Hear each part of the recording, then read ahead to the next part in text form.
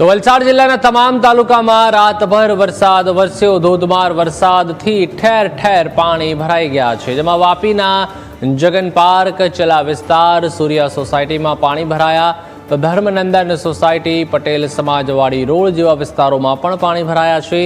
મોડી રાત્રે લોકોના ઘરોમાં અને સોસાયટીઓમાં વરસાદી પાણી ભરાયા છે। ભારે વરસાદ બાદ પાણી ભરાતા વાપીના બંને રેલવે અંડરપાસ બંધ કરવાની ફરજ પડી હતી।